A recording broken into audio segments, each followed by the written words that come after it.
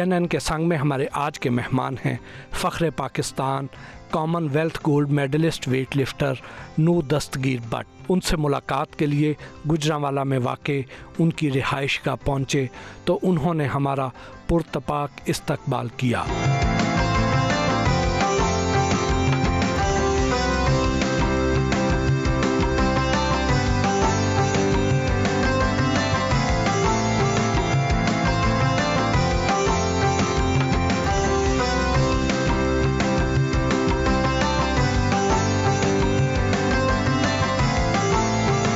दस्तगीर but साहब, कैसे हैं आप? अल्हम्दुलिल्लाह बिल्कुल ठीक। आपने कॉमनवेल्थ गेम्स में पहला गोल्ड मेडल जीता, आपको बहुत बहुत मुबारक हो। खैर मुबारक। आपको लोग फ़ख्र पाकिस्तान कहने लगे हैं, कैसा महसूस करते हैं?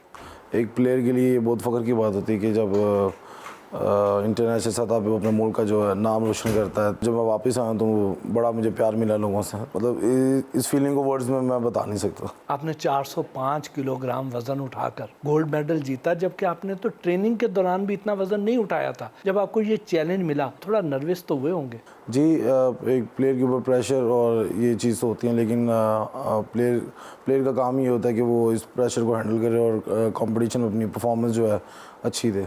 आपके वालिद साहब ने भी आपको कहा था कि सेकंड अटैम्प्ट करनी है, लेकिन आपने नहीं की, वजह क्या थी? सेकंड अटैम्प्ट मैं कर चुका था। थर्ड अटैम्प्ट जो थी वो, क्योंकि मैं लास्ट जो कॉमनवेल्थ गेम्स थी वहाँ पे मैं अनफॉर्चुनेटली एक लिफ्ट की वजह से फेल होने की वजह से मैं ब्रॉन्ज पे ड्रॉप हो गया था। तो इस बार फोकस सिर्फ यही था कि गोल्ड लेना है। तो मैं जब सेकंड लिफ्ट पे जो था विन कर गया था, तो वो फिर उस टाइम जो था थोड़ा इमोशनली वो सब हो गया था कि विन कर गया हूँ, तो वो फिर इसलिए मैं थर्ड अटैम्प्ट के लिए जो है नहीं गया था। आपको देखकर ऐसा लगता है कि आप जब बच्चे थे तो शरारत करके छुप जाया करते होंगे और किसी को पता भी नहीं चलता होगा, क्या ऐसे ही? नहीं, मैं शरारत करके बाबा से मार खाता था। जी, वाकई बहुत ज़्यादा शरारती रहा हूँ। किस किस्म की शरारतें करते थे? मतलब जो जिस चीज़ से मना करते थे वही चीज़ करता था। मतलब कोई कहेंगे ये काम नहीं करना तो वो काम लाजमी करके देखता था कि होता क्या है। आपने 12 वर्ष की उम्र से वेट लिफ्टिंग शुरू की, तो क्या ये आपकी अपनी ख्वाहिश थी या बाबा की वजह से आप इस शोबे में आए? मेरे वालिद साहब खुद इंटरनेशनल वेट लिफ्टर रहे हैं, तो वो उनको इस तरह फैसिलिटीज़ नहीं मिली वो मतलब वर्ल्ड लेवल पे मतलब पहुंच सकें, लेकिन एशियन लेवल तक वो पहुंचे अपने तौर पे। तो उनकी ख्वाहिश थी कि हम जो है ओलंपिक में मतलब पाकिस्तान के लिए जो है मेडल लेकर आएँ। तो ये कॉमनवेल्थ एक पहला स्टेप था हमारे लिए, तो अल्हम्दुलिल्लाह हमने इसको पार कर लिया। अगला जो है हमारा स्टेप है वो एशियन गेम्स का, तो इंशाल्लाह ताला उम्मीद है कि जो वालिद साहब का ख्वाब है इंशाल्लाह ताला पूरा करेंगे। आपने एथलीट बनने के मुश्किल गोल के साथ साथ पढ़ाई कैसे मुकम्मल की? पढ़ाई पे मेरा एक तो बिल्कुल फोकस नहीं था शुरू से ही, लेकिन रो दो के जितनी थोड़ी बहुत हो सकती की है मैंने, लेकिन स्पोर्ट्स पे जो था मेन फोकस था। और मतलब बचपन से ये था कि मतलब अगर मतलब पढ़ाई नहीं की तो मतलब वो आदमी मतलब लाइक मूवीज़ वगैरह देखते थे, मतलब रॉकी बैल्बोआ देखते थे, मतलब इतना मतलब इस तरह फेमस होना या इस तरह स्टार बनना तो किस तरह बन सकते हैं। तो वो वाले साहब ने एक वे दिखाया था, तो फिर उसी पे चल पड़े, तो अल्हम्दुलिल्लाह अल्लाह ताला ने इज़्ज़त दी। फिर कहाँ तक तालीम हासिल की? मैंने मैट्रिक तक सिर्फ की है। किस उम्र में पहले मुकाबले में हिस्सा लिया? 13 साल का था जब मैंने पहले कंपटीशन में जो हिस्सा लिया। वो इंटर कॉलेज चैम्पियनशिप थी जो लाहौर में हो रही थी। नूर दस्तगीर बट के वालिद गुलाम दस्तगीर बट भी शामिल गुफ्तगू हुए।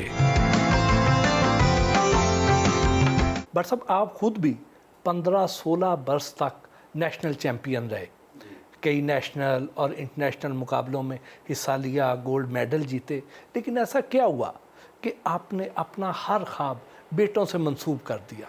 बिस्मिल्लाहिर्रहमानिर्रहीम। असल में मैं अपने दौर में जब पूरे अरूज के ऊपर था ना, मेरा ख्याल 22 साल मेरी उम्र थी, तो मुझे पाकिस्तान उस वक्त की जो फेडरेशन थी उसने मुझे बैन कर दिया था, क्योंकि उस वक्त मैं मतलब कि एशिया का वो ब्रॉन्ज मेडल जीता था। तो उन्होंने कुछ डिसिप्लिन की बना के कोई बहाना बना के तो मुझे उन्होंने 2 साल के लिए बैन किया था। उस वक्त भी ये सोच रहा था कि मैं मतलब कि अब एशिया का गोल्ड जीत जाऊँगा, लेकिन उन्होंने फिर मुझे बैन कर दिया। तो वो बहुत कुछ ऐसा हुआ कि जो मतलब कि मैं कर सकता था जो मैं नहीं कर पाया था। तो फिर मेरी एक अपनी सोच थी, मैंने सोचा था कि जब अल्लाह ताला ने मुझे इतने वसाइल दिए ना, तो मैं अपने बच्चों को जो मैं मतलब कि नहीं जो कर सकता था नहीं कर पाया, मैं इनसे करवाऊँगा। तो ये मेरी शुरू से ही ख्वाहिश थी। दस्तगीर साहब, आपने अपने बेटों को कामयाब एथलीट बनाने के लिए बहुत सी मुश्किलात बर्दाश्त की। क्या कभी किसी लम्हे ऐसा लगा कि खुदा न खास्ता बेटे कामयाब नहीं हो पाएंगे? नहीं जी सर, बिल्कुल हरगिज़ नहीं। कोई मेरा यकीन है कामल ऐसा अपने अल्लाह के ऊपर, मतलब कि इसमें 1% भी मैं डाउट नहीं था। सच यही है।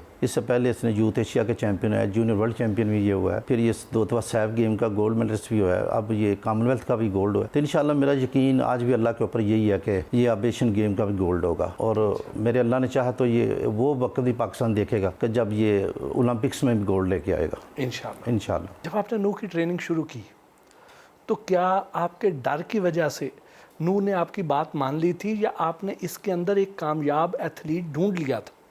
नहीं, बिल्कुल नहीं, डर की वजह से नहीं, क्योंकि ये उस वक्त बिल्कुल बच्चा था। वैसे ही इसको मतलब कि ना पढ़ाई में इतना मतलब कि इसको नहीं था ये कोई इसका ध्यान, तो कुछ मतलब कि मेरा शुरू से ही शौक़ था, तो इसका भी बस शौक़ ही था। मैं नहीं कहूँगा कि ये ज़बरदस्ती था, ज़बरदस्ती बिल्कुल नहीं था, तो ये अपने शौक़ से ही कर रहा था। आप अपने बेटों को इंटरनेशनल मुकाबलों के लिए तैयारी खुद करवाते हैं, क्या कभी आपको ज़रूरत महसूस नहीं हुई कि कोई इसी इंटरनेशनल कोच की सर्विसेज हायर कर ली जाए? बिल्कुल जी, मतलब कि ये चीज़ें भी है मतलब मेरी सोच में कि ये बाहर के मुल्कों में ट्रेनिंग ले, यानी कि किसी और अच्छे कोच से भी ट्रेनिंग ले, लेकिन क्योंकि मैंने अपना दौर देखा था, ये ख्वाहिशें हमारी भी थी, लेकिन ये पूरी नहीं हुई। तो फिर मैंने इनको ज़हनी तौर के ऊपर इस तरह तैयार किया था कि ये ही सब कुछ है, मैं ही सब कुछ हूँ और ये जिम ही सब कुछ है, और जो कुछ हमने करना खुद से करना है, ना ही मतलब कि किसी से तवक्को रखी थी और ना ही मतलब कि किसी के सहारे रहे हैं। फिर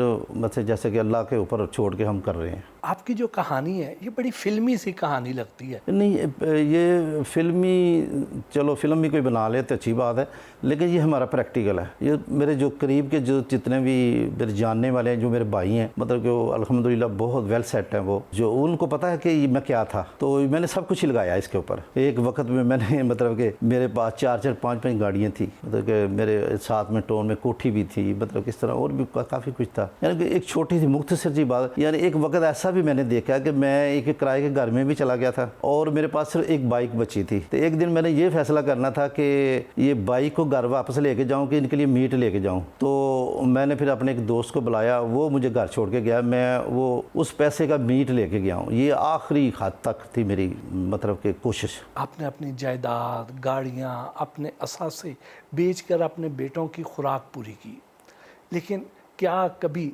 हुकूमत से इस तरह की स्पोर्ट के लिए वसाइल मुहैया करने के लिए डिमांड नहीं की?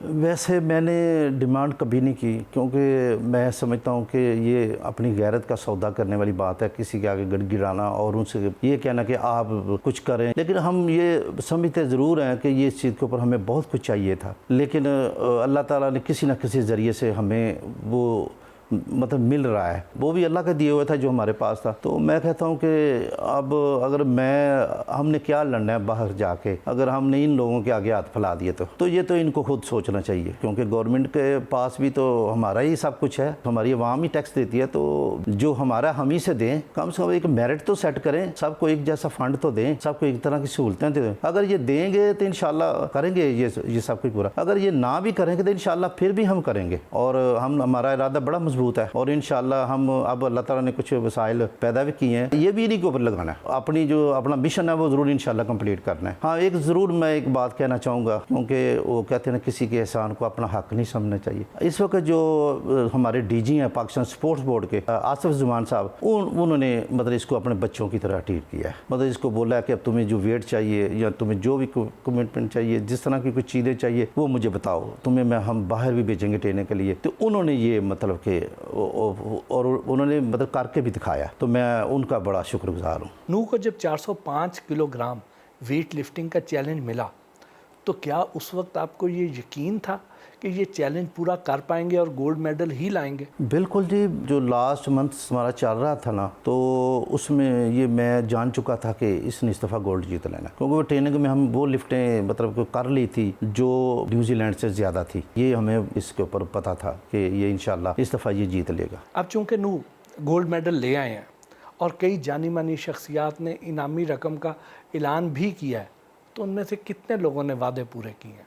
अभी तक तो सिर्फ पाकिस्तान स्पोर्ट्स बोर्ड है, प्राइम मिनिस्टर साहब ने, हमारे जो गुजरात के कोर कमांडर साहब हैं आमिर अब्बासी साहब, उन्होंने मतलब कि इसको 10 लाख रुपया इनाम दिया है। उनकी जो हमें हौसला अफजाई मिली है ना, वो उससे हमें बड़ी तसल्ली हुई है। उन्होंने कहा कि हमारा जिस दिन ये मुकाबला हो रहा था, हम सारा पूरा स्टाफ देख रहे थे, तो उन्होंने मुझे बताया कि हमारी कौम के साथ पूरी दुनिया में बुलंद कर दिया। वो बहुत खुश थे। हंजला छोटा है, उसका फ्रैक्चर था, उन्होंने कहा कि हम इसका इलाज भी खुद कराएंगे CMH में, और भी उन्होंने कहा कि गुजरात कैंट में क्लब भी इनके लिए हम सेट करेंगे। तो उन्होंने मतलब कि एक बड़ा अच्छा अप्रिशिएट किया। नो, जब आप वो वेट उठाने लगे थे उस वक्त क्या फीलिंग्स थी?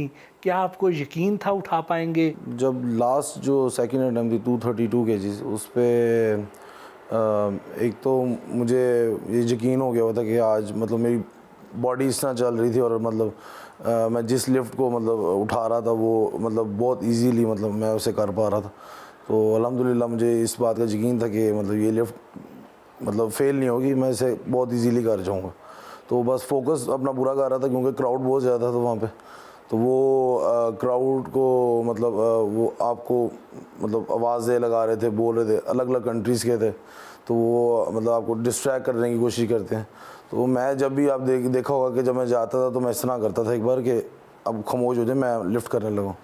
तो बस उस टाइम सिर्फ फोकस ये था कि इस लिफ्ट को जिस तरह मर्जी करके, चाहे इसके नीचे आके मरना पड़े, आज इसको करना ज़रूर है। तकरीबन 6-7 साल लगे इस टाइटल को विन करने के लिए। वो लम्हात तो बहुत खूबसूरत है, और इनको मेरा नहीं ख्याल के लफ्ज़ों में बताया जा सकता कि जब आपका कौमी तराना एक किसी और मुल्क में, और मतलब सबसे टॉप पर आपका फ्लैग हो, और आप मतलब खड़े हो पोडियम में, और पूरी दुनिया मतलब आपके नेशनल एंथम के लिए खड़ी हो। बट साहब, जब ये उस वक्त वज़न उठाने लगे थे तो आपने इनको क्या पैगाम दिया था कि आज ये वेट उठाना है, चाहे इस वेट के नीचे आके मर जाए? क्या कोई बाप ऐसा कह सकता है? बिल्कुल जी, मैं आपके सामने कह रहा हूँ। मैं यानी कि ये जो इसने तीसरी लिफ्ट स्नैच की लगाई है ना, तो उसी वक्त मैंने इसको मतलब कि काल के ऊपर लिया है। मैंने कहा कि आज यानी कि न्यूजीलैंड वाले को तुमसे कोई नहीं बचा सकता, और मुझे पक्का यकीन है कि आज अल्लाह ताला ने तुम्हें कामयाबी देनी है। तो आज जान लड़ा दो, अगर इसके नीचे आके मरना भी पड़ गया, मर जाना, लेकिन इसको आज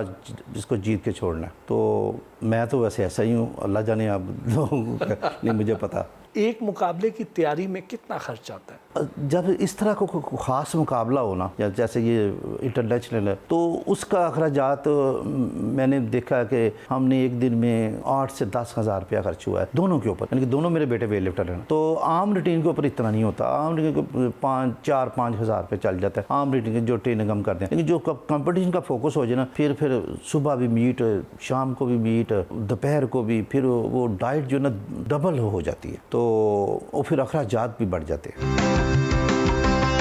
नो बट ने प्रैक्टिस के लिए घर पर ही जिम बना रखा है।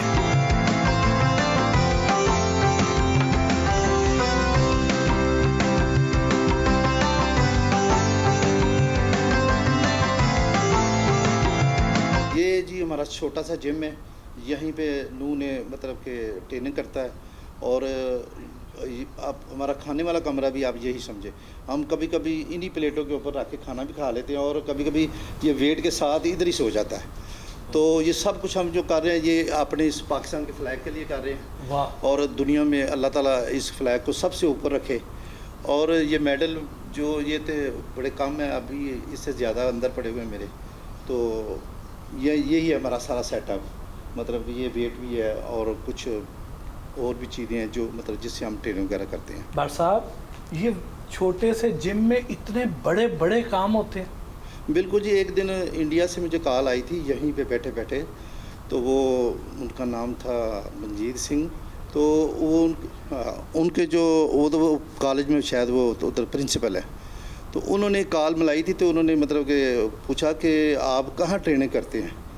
तो मैंने बताया उनको कि ये है मतलब कि इसी कमरे में। तो उन्होंने कहा इसी कमरे में ये जूनियर वर्ल्ड चैम्पियन बना है। मैंने बिल्कुल इसी में बना, और इंशाल्लाह सीनियर भी बनेगा इंशाल्लाह। इंशाल्लाह। पर सब ये जो वेट्स हैं ये आम मिल जाते हैं को, या बड़े ख़ास ये वेट हैं? ये सर लीको कंपनी का वेट है। तो ये सेट ही जो है ना मतलब कि 182 kg तक ये तकरीबन 22 से 25 लाख का है। 22 से 25 लाख रुपए का ये? हाँ जी, ये हमने खुद खरीदा हुआ है। तो ये कम से कम हमारे पास 2 सेट हैं। यानी ये 2 गाड़ियां हैं हाँ जी बिल्कुल। जो आपने बेच के ये ली हैं? हाँ जी बिल्कुल, लेकिन ये वो गाड़ी है जिसको इसको हमें उठाना पड़ता है। बट साहब, आपने घर में बनाए हुए इस जिम में बच्चों की ट्रेनिंग करवाई, तो क्या कभी कोई स्पॉन्सर्स वगैरह रब्ता नहीं करते हैं कि हम इसको कोई स्पॉन्सर कर देते हैं, आपका खर्चा शेयर कर लेते हैं? जी नहीं, अभी तो पहले तो नहीं थे। अब शायद कुछ लोग, अब जो ये कॉमनवेल्थ का जिसने मेडल जीता है, तो अब राब्ता कुछ लोग कर रहे हैं। अनु, जब आप मुकाबले की तैयारी कर रहे होते हैं उन दिनों क्या खुराक होती है? हमारी आम दिनों में वही होती है और स्पेशल भी वही होती है। हमारा दिन की जो शुरुआत होती है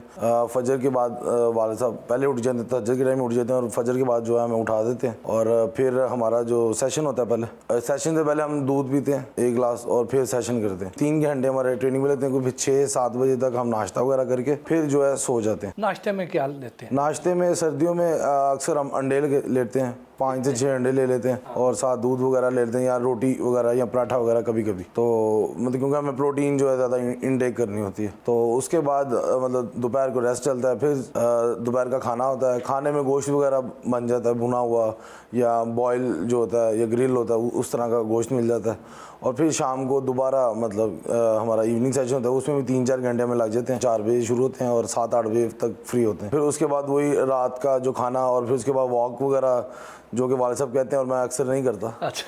तो वॉक वगैरह करनी होती है और फिर उसके बाद दोबारा, और इसी तरह रिज्यूम करके पूरा वीक जो है हमारा चलता है। आपकी जिस तरह की फिज़ीक है और जितना बड़ा आपने कारनामा सारे अंजाम दिया है, आपके बारे में तो एक ये तासुर है कि पता नहीं आप कोई बकरा पूरा खा जाते होंगे रोज़ का। नहीं, ये सिर्फ बात ही है कि बकरा पूरा खा जाना और इस तरह।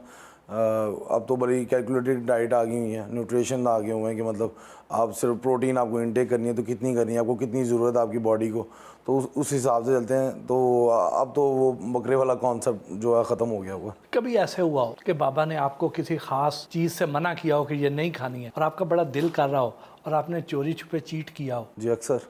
अच्छा। पापा से डांट पड़ती है? जी बहुत। ये मेरे ख्याल से हर 2 दिन बाद मेरा एक लेक्चर हो जाता है इस पे। अच्छा। इसमें मैं कुछ कहूँगा कि अगर इसने रात का खाना खा भी लिया ना, तो उसके बाद भी इसने अपने छोटे भाई को रात को भेजना था कि बाहर से कोई 2-3 लेज ले आओ, कोई कोल्ड ड्रिंक ले आओ या इस तरह की कुछ चीज़ें जो है ना, वो यानी कि खाने के बाद भी इसने खानी है। हाँ। ये मतलब कि इसको मैं मना करता हूँ कि ये चीज़ें अब ना इस्तेमाल करो। बाबा आपके लिए जो डाइट प्लान तजवीज़ करते हैं, जी उनमें से आपकी सबसे पसंदीदा शय कौन सी है और सबसे ज़्यादा नापसंदीदा शय कौन सी है? नहीं, नापसंदीदा तो कोई भी नहीं, क्योंकि सभी जो चीज़ें हैं वो बड़ी पसंदीदा गोश्त की होती हैं। तो बाबा जो है हमारे दाल गोश्त बहुत अच्छा बनाते हैं। हाँ। तो वो हम जो है बड़े शौक से खाते हैं। ज़्यादातर खेलों में एथलीट्स को ये ख्याल रखना पड़ता है कि वो उनका वज़न ज़्यादा ना बढ़े, लेकिन आपको तो वज़न बढ़ाना पड़ता है, कैसा लगता है? मैं आपको बताता चलूँ, जो मेरे कॉम्पिटिटर से उनका मुझसे 20 किलो ज़्यादा वजन था, मेरा उनसे कम था 20 किलो। और कैटेगरीज होती है हमारी वेट लिफ्टिंग में, मतलब 55 से लेके 109 प्लस तक। तो जो हंजला भी जो छोटा भाई है मेरा, वो भी कॉमनवेल्थ गेम्स में उसने हिस्सा लिया। वो 109 मतलब में खेला, मैं 109 प्लस में खेला हूँ। तो 109 में उसे 109 ही वेट रखना है। तो 109 जो प्लस है वो फ्री कैटेगरी है, उसमें आपका चाहे 200 किलो वजन हो जाए, चाहे आपका 120 रहे, वो आप पे डिपेंड है आपने कितना रखना। लेकिन जो सुपर हैवी के जो मतलब मेरे वेट के जो लिफ्टर होते हैं उनका वजन ज़्यादा होता है, क्योंकि उन्होंने वेट भी बहुत ज़्यादा उठाना होता है। तो 260-70 किलो तक अगर लिफ्ट करना है तो आपका वजन 130-40 किलो होना चाहिए, फिर जाके वो जो वेट है वो जो लिफ्ट होता है। बट साहब, प्रोफेशनल ट्रेनिंग के लिए क्या दूसरे लोग आपसे रब्ता करते हैं कि हमारे बच्चों की भी कोई ऐसी ट्रेनिंग करवा दें? पाकिस्तान में तो बहुत ज़्यादा करते हैं, लेकिन मुझे बाहर के मुल्कों से भी मतलब है ना, मुझसे ट्रेनिंग के बारे में पूछते हैं और मैं उनको गाइड भी करता रहता हूँ। नो, क्या आपके बाबा हर वक्त ट्रेनर के मोड में रहते हैं या एक बाप की तरह लाड प्यार हंसी मजाक भी करते हैं? नहीं, हमने जब से वेट लिफ्टिंग स्टार्ट की है हमने लाड प्यार नहीं देखा, हमने सख्ती देखी है। और मतलब अभी भी मतलब जब हम कॉमनवेल्थ गेम से आ गए हैं तो अभी दूसरा दिन ही था, तो वो कहते हैं ट्रेनिंग आप जो है स्टार्ट कर दो दोबारा। हमने कहा अभी दूसरा दिन आए हुए हैं, अभी हमारा जेट लैग की जो है ख़त्म नहीं हुआ, आप दोबारा फिर ट्रेनिंग पे कर रहे हैं। तो उन्होंने मतलब फिर हमें अगले दिन ही सुबह शुरू करवा दी। तो अब उन्होंने कहा आगे एशियन गेम आ रही उसकी तैयारी शुरू करें। सुबह सुबह उठना कैसा लगता है? बिल्कुल आवाज़ारी होती है, मतलब इंसान को होता है कि सुबह सुबह उठना, सारी दुनिया सोई और आप मतलब उठ रहे हो, लेकिन इसका जो पता तब लगता है जब आप विक्ट्री स्टैंड पे चढ़ते हैं। फिर आपके लिए मतलब सब चीज़ें जो है ना, आप इनको फिर भूल जाते हैं। ये बेसिकली पूरा टीम वर्क है। मतलब मेरी मामा ने भी उठ रहे हैं, उन्होंने खाना बनाना है, इन्होंने ट्रेनिंग देखनी है, और फिर हंसला और मैंने मतलब ट्रेनिंग करनी है। तो ये पूरा एक मतलब टीम की तरह वर्क होता है, फिर ये जाके जो एक मेडल आता है। रात को कितने बजे सो जाते हैं? रात को हद जो है मतलब 11 बजे डेडलाइन दी जाती है, कि वो भी लेट होता है मतलब उनके हिसाब से। तो वो 11 बजे, क्योंकि खाना खाया होता है तो हज़म वगैरह भी करना होता है, फिर उसके बाद सोना होता है। तो 11 बजे जो है ना हद जो होता है, वो मोबाइल जो होते हैं वो ले लिए जाते हैं और आप चलें, आप सो जाएं जी। और मेरे जो वालिद साहब के साथ बेड के साथ ही मेरा जो होता है वो बिस्तरा होता है। और सुबह कितने बजे उठाते हैं? सुबह तकरीबन 4 बजे हमें जो है उठा देते। भट्ट साहब, आप तो बड़े सख्त ट्रेनर हैं। बिल्कुल जी, सख्त बनना पड़ता है। तो अगर सख्त ना बनूंगा तो फिर ये मतलब कि जो अपनी मुल्क और कौम का नाम है, तो इसीलिए हम अपनी मतलब कि जो नींद है उसकी भी कुर्बानी देते हैं। वैसे जो इनमें सबसे अहम बात है, वैसे भी हमने नमाज के लिए उठना होता है। तो अल्हम्दुलिल्लाह नमाज से पहले भी हम जो नमाज है वो भी पढ़ते हैं। तो ये मतलब कि इसलिए हमें कोई इतनी मुश्किल नहीं होती, लेकिन इनको थोड़ी सी होती है। लेकिन अल्हम्दुलिल्लाह भी इनको भी आदत है, ये भी मतलब कि सारी नमाज़ें पढ़ते हैं और ट्रेनिंग भी करते हैं। यही इनका यही बस एक काम है और अल्हम्दुलिल्लाह ये कर रहे हैं।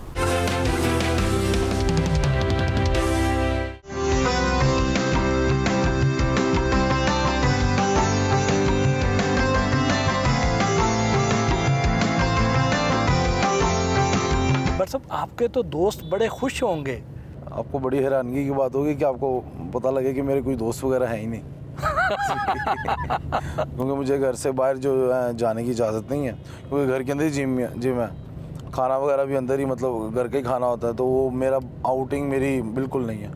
और रिश्तेदारों वगैरह से वो भी कोई साल में एक बार मुलाकात हो जाए तो हो जाए, वो भी कोई शादी के बहाने, और वो भी शादी में सिर्फ एक दिन जाना होता, 3 दिन नहीं पूरे जाना होता। तो इसी तरह ये 13-14 साल से जो है लाइफ जो है चल रही है इसी तरह। यानी कोई फेवरेट रेस्टोरेंट नहीं, कोई मज़ेदार खाबे नहीं, एक रूटीन की स्टीरियोटाइप ज़िंदगी गुजर रही है आपकी? जी बिल्कुल, क्योंकि आप बाहर निकलना बिल्कुल अलाउ नहीं है, इसलिए क्योंकि हमारी जो सड़कें हैं यहाँ पे कोई एक दूसरे को देखता नहीं। गाड़ी मार दी, बाइक मार दी, तो ये भी एक डर है कि मतलब बाहर निकलें तो हम तो देख रहे हैं, लेकिन अगला आपको नहीं पता, उसने आगे हम खड़ी गाड़ी में आके मार देगा।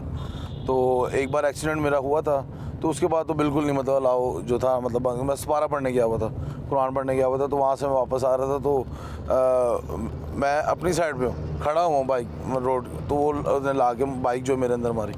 तो फिर उसके बाद से वाले साहब ने बिल्कुल मतलब मना कर दिया कि बाहर भी नहीं निकलना। और ऊपर से हमारे मतलब हर मतलब चौंक पे जो है लड़ाई वगैरह हो जाती है, और ऊपर तो है गुजरा वाला, वो सारी इधर चौधरी हैं, भट्ट हैं सारे, तो वो सारी लड़ पड़ते हैं एक दूसरे के साथ। तो वो लड़ाई वगैरह झगड़े वगैरह हर चीज़ से दूर मतलब वाले साहब ने मतलब अलग दुनिया में रखा हुआ है कि सिर्फ अपना काम करो और कोई दुनिया का दूसरा कोई काम ना करो। टीवी प्रोग्राम्स किस किस्म के देखते हैं? टीवी प्रोग्राम तो मतलब जब पहले आपको पता टीवी के ज़माना था, तो कार्टून्स वगैरह ये सब चीज़ें देख लेते थे, लेकिन ज़्यादा हमें टीवी भी देखना अलाउ नहीं था इतना। मतलब एक कार्टून्स वगैरह होता कि मूवीज़ देखना अलाउ नहीं था हमें। कार्टून्स हम तकरीबन 12-13 साल की उम्र तक कार्टून्स ही देखते रहे, और शायद अभी भी आप दिखाएंगे तो हम देखने बैठ जाएंगे। जब हम छोटे भी थे तो हम मतलब घर से बाहर नहीं जा सकते थे, हमें अलाउ नहीं था। जब गर्मियों की छुट्टियां होती थी स्कूल से, तो हमारे जो गेट होता था उस पर ताला लगा होता था कि घर से बाहर ना कोई गर्मी क्योंकि गर्मी इतनी होती थी, तो कहते घर से बाहर ना कोई निकले। और लेकिन ये चीज़ थी कि वाले साहब ने घर में हमें हर चीज़ जो है ना अवेलेबल थी, जो चीज़ मांगते थे, चाहे खिलौने हो, चाहे स्विमिंग पूल भी चाहिए तो हमें वो घर में मिल जाएगा। तो हमें वो सब चीज़ें जो है घर के अंदर मौजूद मिल जाती थी। अपने दोस्तों से मिलने यूनिवर्सल जिम आए, जहां ढोल की थाप और फूलों की पत्तियां निछावर करके इस्तकबाल किया गया।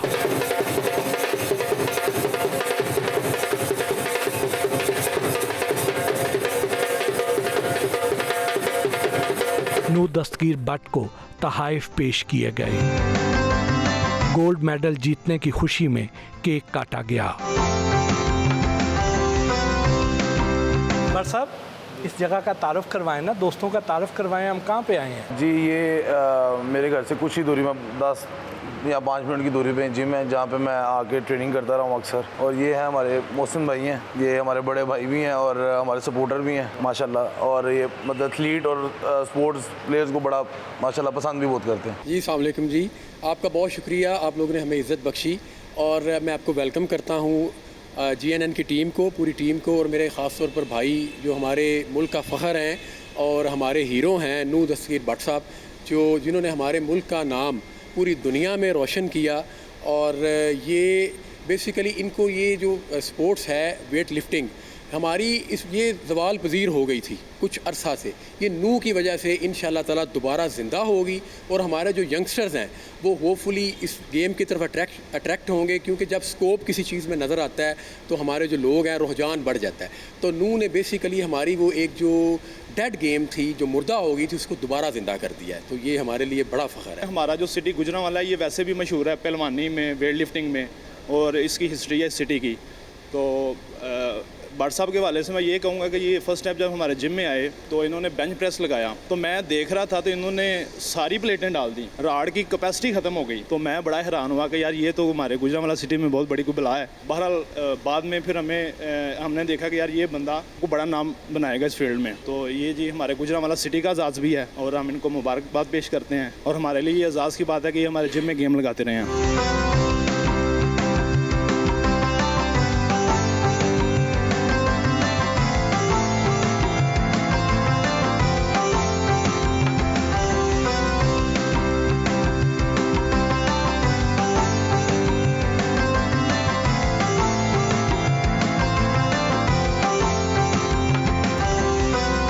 आपकी कामयाबी के पीछे आपके वालिद की आपको वो सपोर्ट हासिल है जो उनको भी कभी नहीं मिली थी। ऐसे में आप अपने ऊपर कितनी भारी जिम्मेदारी महसूस करते हैं? जी बिल्कुल, मेरा नहीं हाल किसी भी प्लेयर के वालिद ने या किसी और फैमिली ने जितना मेरे वालिद साहब ने हमारे लिए किया है वो मैं लफ्ज़ों में बयान नहीं कर सकता। ऐसे ऐसे टाइम देखे हैं कि बता नहीं सकते कि मतलब किस तरह के टाइम देखें। तो लेकिन वालिद साहब जो हमारे बड़े हिम्मत वाले हैं, तो अल्हम्दुलिल्लाह जो उन्होंने हमारे लिए किया है हम उसका कभी भी नहीं उतार सकते। जी उन्होंने हमारे लिए बहुत कुछ किया है, शायद कोई दुनिया में वालिद होता शायद उतना ना कर सकता होता। उनकी वजह से हम आज इधर पहुँचे हैं, तो उनकी वजह से ही पहुँच सके हैं आज तक। आपके वालिद ने 8 वर्ष की उम्र से ही आपकी तरबियत शुरू कर दी थी।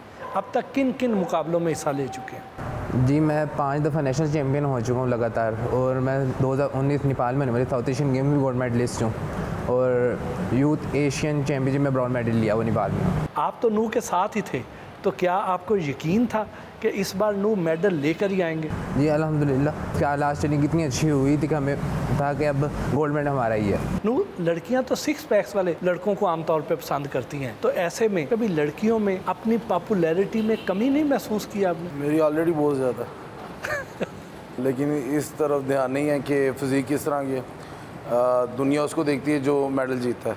अब चाहे उसकी फ़िज़ीक वो थोड़ा मोटा हो या उसका पेड़ हो, लेकिन दुनिया उसी को देखती है जो कामयाब होता है, जो पहले नंबर पर खड़ा होता है। तो लड़कियां आपको देख के आपको पसंद करती हैं या आपसे डर जाती हैं? मर्द डर जाते हैं लड़की औरतों से, लेकिन लड़कियां नहीं डरती मर्द से।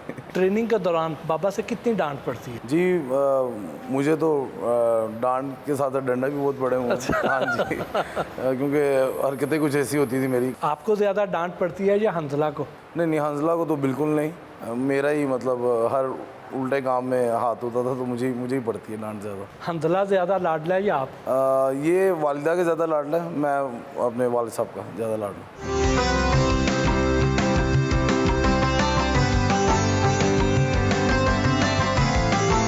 अपने रिश्तेदार राना इरशाद खान के घर आए।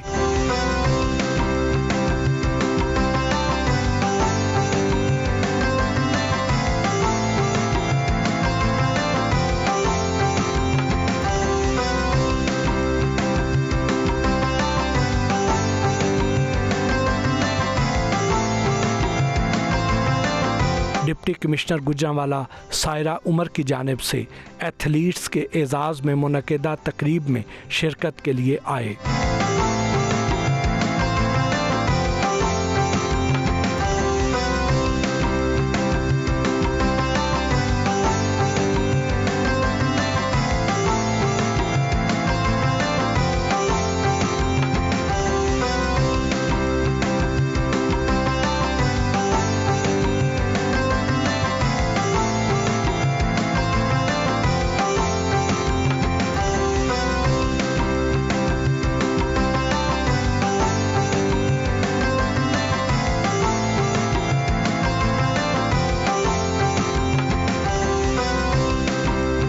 आज हम आपके ज़िले में हैं। आपका ज़िला तो बड़ा ज़रख़ीज़ है, इतने नामवर सितारे पैदा किए हैं इस ज़िले ने। यहाँ इस मिट्टी में क्या ऐसी ख़ास बात है कि जो भी यहाँ पे उठता है पाकिस्तान का नाम पूरी दुनिया में रोशन कर रहा है। गुजरांवाला जी is known for this sport और माशाल्लाह बड़ी अच्छी ये बात है कि इन लोगों ने इस गुजरांवाला की जो एक ट्रेडिशन था उसको कायम किया और उन्होंने इसको बिल्कुल इसके नाम को रोशन किया, पाकिस्तान के नाम को रोशन किया। और माशाल्लाह 4 हमारे गोल्ड मेडलिस्ट, 3 हमारे सिल्वर जो हैं मेडलिस्ट बैठे हुए हैं। और जिस तरह से इनके साथ इंटरेक्शन हुआ, जिन मीगर रिसोर्सेज के साथ ये लोग काम करते रहे हैं और जिस तरीके से इन लोगों ने अपनी लगन और अपने आई थिंक जुस्तजू से इन्होंने जिस तरह से ये स्टेटस अचीव किया है, it is really appreciable, I must say this.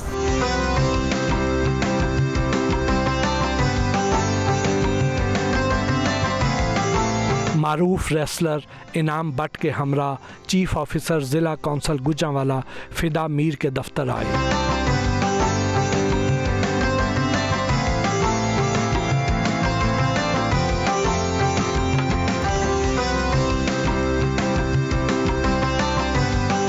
इनाम बट साहब, आपको भी माशाल्लाह बहुत बहुत मुबारक हो।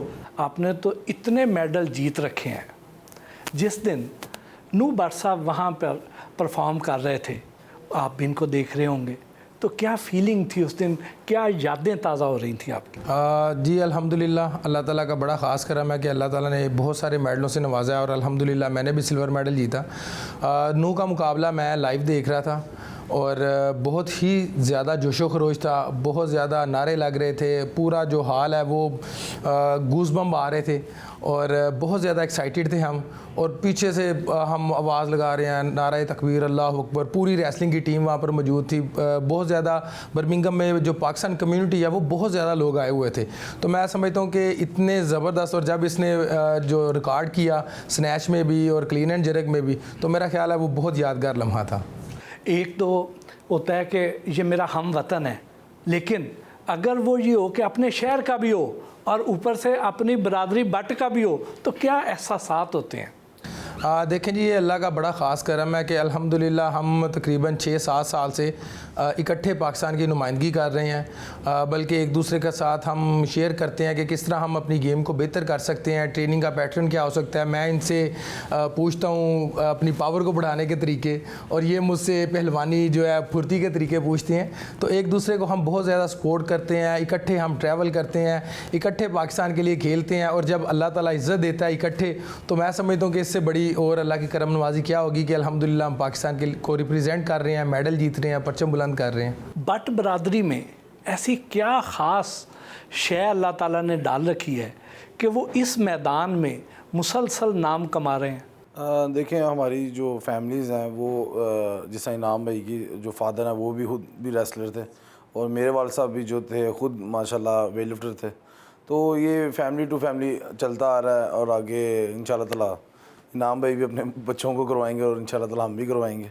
तो ये नहीं कि बट्टों में, ये हमारे ख़ानदानी मतलब विरसे में चलता आ रहा है। इनाम बट साहब ने जिस तरह इतने मेडल्स लिए, आपसे सीनियर भी हैं, आपसे बड़े भी हैं, तो आपके लिए ये कैसे एक रोल ऑफ इंस्पिरेशन कैसे थे? मुझे याद है कि 2018 में जब मैं गोल्ड के लिए गया था, तो मैं अनफॉर्चुनेटली ब्रॉन्ज हो गया था। तो इनाम भाई को याद होगा कि इनाम भाई जब मैं मैस में मिला, तो मैंने कहा आखिरी उम्मीद अब आप रहेंगे पाकिस्तान की, तो गोल्ड लेके आपने आना। तो अल्हम्दुलिल्लाह अल्लाह ताला ने इनाम भाई को इज्जत से नवाजा, और इस बार भी इनाम भाई ने बड़ा अच्छा परफॉर्म किया, लेकिन इंजरी की वजह से जो है सिल्वर पे आ गए, नहीं तो माशाल्लाह ये हमारा तीसरा जो था गोल्ड होता। इनाम बट साहब, नू बट साहब ने जैसे दुनिया भर में पाकिस्तान का नाम रोशन किया है, और इस तरह और बहुत से बच्चे हैं जो पाकिस्तान के लिए करना चाह रहे हैं, उनके लिए क्या पैगाम दें?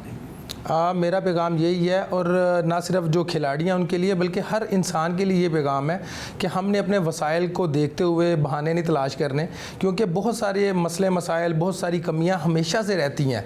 लेकिन जो अपनी एफ़र्ट करता है, जो जितने वसाइल हों उनमें रहकर भी आप जो एफ़र्ट करते हैं, उससे आप फिर इनाम बट बनते हैं, उससे आप फिर नू बट बनते हैं, और उससे आप अपनी गेम में और अपनी फील्ड में आगे जाते हैं। तो हमने पॉजिटिव रहना है, हमने अपनी जान लगानी है, हमने अपनी एफ़र्ट लगानी है, और इस प्यारे पाकिस्तान के लिए हमने नाम कमाना है। नू बट से हल्की फुल्की गपशप भी हुई। चलें जी, अब थोड़े ज़रा हल्के फुल्के सवाल हो जाए। बट साहब, आप बड़े खुश शक्ल और पढ़े लिखे आदमी हैं, बल्कि आप तो गोल्ड मेडलिस्ट भी हैं। लड़कियां आपसे इम्प्रेस तो बड़ी होती होंगी। जी बिल्कुल। तो वैसे क्या जवाब होना चाहिए? मान ही जाना चाहिए हाँ जी बिल्कुल। कि अल्लाह का शुक्र है, लाइन लगी हुई है। हाँ जी, गोल्ड मेडल के बाद कुछ ज़्यादा ही लगी है। बहुत सारी तो शादी के लिए ख्वाहिशमंद होंगी। हाँ जी, काफ़ी हैं, लेकिन इंशाल्लाह ताला जो जहाँ पे वाले साहब करेंगे वहाँ पे हम इंशाल्लाह ताला करेंगे। आपके बाबा ने तो साफ साफ कह दिया कि 2024 से पहले शादी का सोचना भी मत। नहीं, हमने नहीं सोचा होगा। वैसे भी जब अल्लाह ताला ने मुकर्रर किया होगा टाइम, तो उस टाइम पे हो जाएगी इंशाल्लाह ताला। यानी आपका दिल ये है कि 2024 में एक और गोल्ड मेडल ला के दें और फिर बाबा को मनाएं? नहीं, मनाने की ज़रूरत नहीं पड़ेगी, तो मेडल आ जाएगा इंशाल्लाह ताला, खुद ही हो जाएगी फिर। अच्छा। आप कहते हैं आपकी कोई सोशल लाइफ नहीं, सिर्फ खाओ पियो और सो जाओ। ऐसी लाइफ बड़ी बोरिंग नहीं होगी? बोरिंग तो है, लेकिन ये जब आप विक्ट्री सेरेमनी चढ़ते हैं तब फिर वो चीज़ आप भूल जाते हैं, सारी चीज़ें, कि आप इतनी बोरिंग लाइफ गुजार रहे हैं। ज़ाहिर बात है कि इंसान तंग आ जाता है एक ही तरह की रूटीन में रह के, लेकिन जब आप मेडल लेते हैं तो फिर आप ये चीज़ें सब भूल जाते हैं। म्यूज़िक तो सुनते होंगे? बहुत ज़्यादा। मैं सिद्धू मूसेवाले को बहुत ज़्यादा सुनता हूँ। हाँ। हमारे पाकिस्तान के जो हैं आतिफ असलम साहब, उनको सुनता हूँ। ट्रेनिंग के दौरान कैसा म्यूज़िक पसंद करते हैं? मैं ट्रेनिंग के दौरान सिद्धू मूसेवाले के सॉन्ग सुनता हूँ, क्योंकि वो काफ़ी मोटिवेशन सॉन्ग्स हैं और हकीकत बयां जो है वो सॉन्ग्स हैं, तो मैं उनको काफ़ी सुनता हूँ। इन लोगों को कोई मशवरा दें। शाह हुसैन शाह बॉक्सर, उनको चाहिए कि पाकिस्तान में आके बॉक्सर्स को ट्रेनिंग करवाएं। तलहा तालिब शादी कर ले। शाहीन शाह अफरीदी थोड़ा रेस्ट कर ले। हसन अली, ये जो स्टाइल मारते हैं बड़ा ओवर, ये ज़रा कम करते हैं। बाबर आजम को कोई सलाह देने की मैंने ज़रूरत नहीं है। अमाद शकील भट्ट साहब है, खाना कम खाए। One word for Imran Khan? Legend. Arshad Nadeem? Olympic hope. Inam Butt? Legend of wrestling. Zaman Anwar? Upcoming champion. Inayatullah? Psycho Pathan. Ali Asad? इसको पंजाबी में कहूँगा बब्बर शेर। समीना बेग? ध्यान से चढ़े। जावेद अफरीदी? स्पॉन्सर कर लें बाकी प्लेयर्स को भी। ठीक है। अगर आपकी ज़िंदगी पर फिल्म बने तो इनमें से किस एक्ट्रेस को अपनी फिल्म में हीरोइन लेंगे? माहिरा खान, महविश हयात, सज्जल अली? महविश हयात।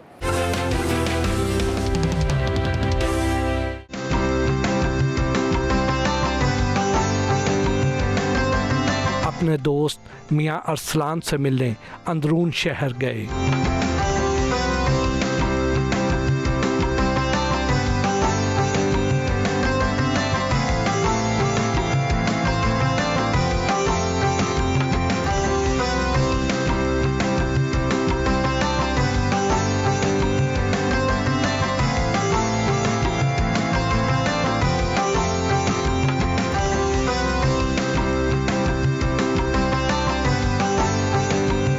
दस्तगीर की वालदा से भी मुलाकात हुई। आप माशाल्लाह उन चंद माओं में से एक हैं जिनका इतना काबिल फ़ख्र बेटा होता है। आपको बहुत बहुत मुबारक हो। खैर मुबारक। आपका बेटा जब गोल्ड मेडल लेकर आया तो कैसा महसूस हो रहा था? अल्लाह का तो शुक्र अदा किया था सबसे पहले, क्योंकि इतनी खुशी थी ना कि समझ नहीं आ रही थी, तो वो खुदा के सामने वो उस चीज़ का इजहार किया जा सकता था, क्योंकि उसी ने इज्जत दी थी, इसे भी, इस मुल्क को भी। जब ये उधर इनकी परफॉर्मेंस शुरू हुई तो आप तो उस वक्त मुसल्ले पर ही बैठी होंगी? नहीं, बैठी तो इधर ही हुई थी, दुआ कर रही थी, लेकिन यह कि मेरी तबीयत ख़राब हो गई थी, तो फिर इसका मुकाबला मैंने नहीं देखा था। दुआ तो उधर भी लेटे ही कर रही थी, तो यूँ ही फिर मुझे लगा कि बाहर कुछ हलचल सी हो रही है, तो फिर मैं बाहर आई तो उस वक्त ना ये आखिरी लिफ्ट लगा रहा था, वो फिर मैंने देखा। सबसे पहले वज़ू करके तो अल्लाह ताला का शुक्र अदा किया।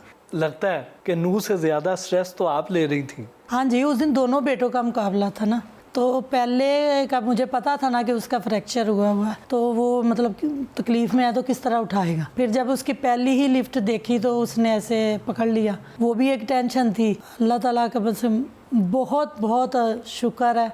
ये जो मूवमेंट थी ना जी, ये वाली, ये तो बहुत, एक ये थी और एक इसके बाद जब परचम ऊपर हुआ था ना, वो मूवमेंट जो है ना, वो मैं बड़ी देर से महसूस करना चाह रही थी, जो अल्लाह ताला ने इसकी शक्ल में फिर इसके मेडल की शक्ल में हमें दिया। जब भट्ट साहब बेटों पर सख्ती करते हैं जी तो क्या आप रिवायती माओं की तरह उन्हें रोकती हैं, उन्हें टोकती हैं कि नहीं? प्यार उनको से रोकना बहुत मुश्किल है, वो बहुत सख्त होते हैं जब उस कमरे में होते हैं।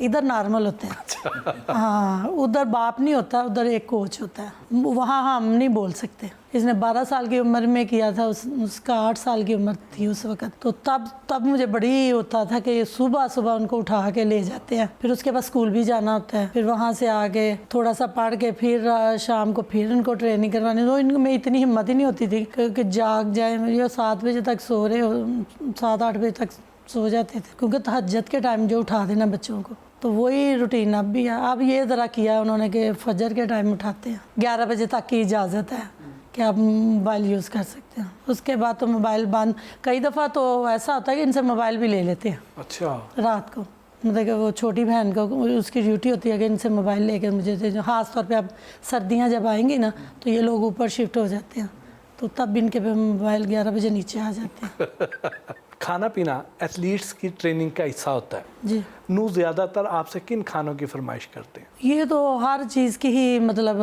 कि जो इसको उसके ज़हन में उस वक़्त आ जाए कि मैंने यही खाना है, तो वो फिर वही चीज़ बनती है। और वो इनके बाबा बनाने नहीं देते, फिर वो हम कुछ काम चोरी कर लेते हैं, कुछ कर लेते हैं ऐसे ही। तो वो उनमें मतलब कभी चावल भी मतलब कि कोई किसी भी शक्ल में हो जाए, गोश्त बन जाए, जब मुकाबला नज़दीक हो तो तब तो हर चीज़ बेचारों की बंद हो जाती है। अच्छा।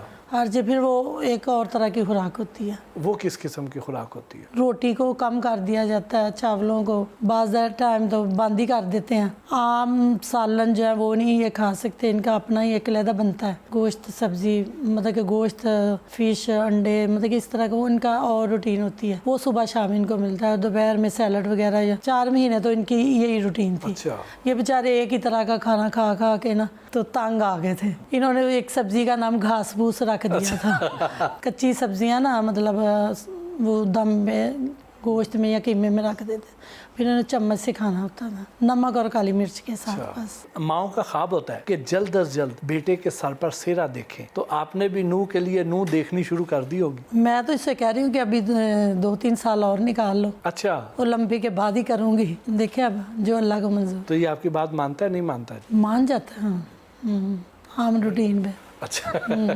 नू आपकी हंसी तो कुछ और बता रही है, आप बताएं ना क्या कहते हैं? आपने कहीं कोई आंख रखी हुई है, कोई पसंद कर रखा है? देखिए 2018 में इन्होंने कहा था कि चलें विन करके आओ तो शादी कर देंगे, तब तो अनफॉर्चुनेटली वहाँ पे नहीं मेडल उस तरह बना, तो इन्होंने फिर 2022 का कहा। हाँ। कि 2022 में अब मेडल लेकर आओ तो फिर कर देंगे। हाँ।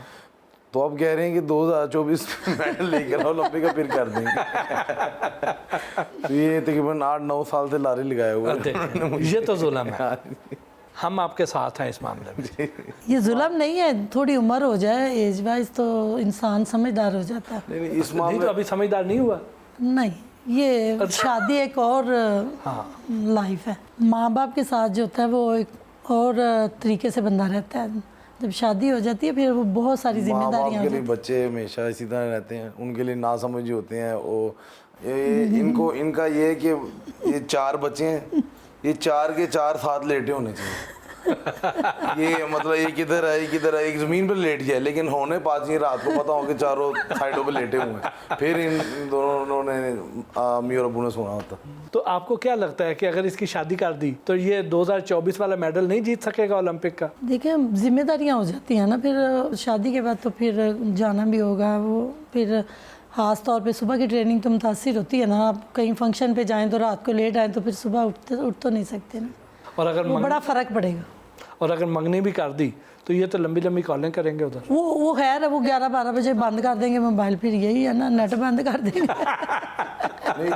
नहीं वो उस पर कोई नहीं पाबंदी। देखें कि हमारे जो कहीं मतलब वेट लिफ्टिंग के अंदर जो वर्ल्ड चैम्पियंस हैं या ओलंपिक चैम्पियंस हैं, एक मतलब उनकी शादियाँ हुई हैं, उनके बच्चे भी हैं, जिन्होंने मेहनत करनी है, जिन्होंने कुछ करने का जज्बा है, उन्होंने कर दिखाना है। जिसने कर दिखाना वो कर जाएगा। हाँ नहीं जी, ये बात समझें आप, उनकी जज्बात समझें। मैं तो समझ जाऊंगी, इनके पापा को कौन समझाए, असल तो वही है ना। थोड़ी हिम्मत इधर हो रही है, लेकिन ये वहाँ पे भी नहीं होती।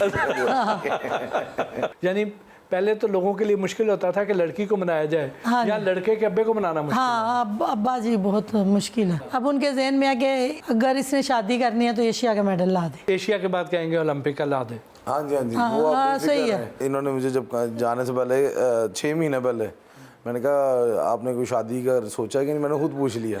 तो कहते हैं कि इस कॉमनवेल्थ के बाद उससे पहले नाम नहीं लेना। मैं कहा ठीक है।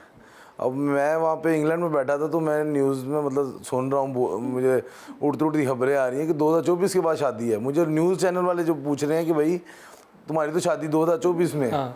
मैंने कहा ये तो मुझे भी नहीं पता कि कब है। ये तो किसने कहा है 2024 में? कहते हैं आपके वाले साहब ने इंटरव्यू में कहा।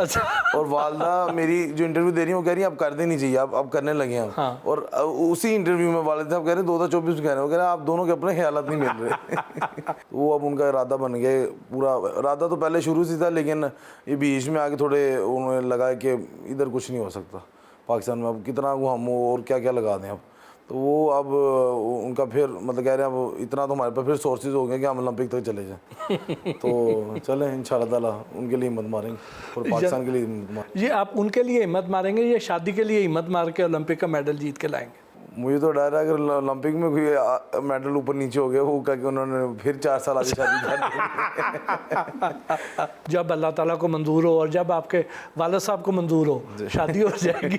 लेकिन किस किस्म की लड़की होनी चाहिए? स्पोर्ट्समैन के लिए एक बड़ी कुछ सुलझी हुई लड़की होनी चाहिए जिसमें सब्र हो, ठहराओ और जिसमें स्पोर्ट्स को समझती हो कि मतलब मुझे अगर आराम का टाइम है मेरा या उठना बैठना खाना पीना मेरा, जिस तरह मेरी वालदा हैं मतलब बाबा के साथ जब बाबा इनकी शादी हुई तो बाबा ट्रेनिंग ही करते थे, उसके बाद भी मतलब कहीं मुकाबले लड़े।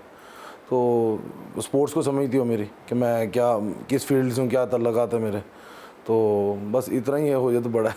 तो इसके लिए आप खुद ढूंढ के लाएंगे या बाबा ढूंढेंगे? सर हमने तो जितनी दिखाई उन्होंने रिजेक्ट कर दी। तो अब खुद ही ले बस ले आए। दिखने में कैसी हो आपने भी तो कुछ सोचा होगा ना? नहीं मैंने अभी सोचा नहीं है, लेकिन ये कि शादी के नहीं सोचा तो उन्होंने लड़की का क्या सोचा? नहीं लड़की ऐसी होनी चाहिए ना जो दीन को समझती हो। बाद में तो बीवियां ही ख्याल रखेंगी ना, खाने पीने का हर चीज। माँ ने तो रख लिया, अब आगे तो वो अपना किरदार अदा करेगी। मैंने पहले ही कहा इनको, मैंने कहा शादी बेशक कर दूं, रोटी तो आटे को ही खाना। आप माशाल्लाह बहुत खुश नसीब हैं कि आपको ऐसी औलाद मिली है। माशाल्लाह अल्लाह ताला आपके बेटे को इस तरह की हज़ारों और कामयाबियाँ नसीब फरमाए। हाँ जी, आपके साथ सारा दिन गुजारा, बहुत अच्छा लगा। बहुत बहुत शुक्रिया।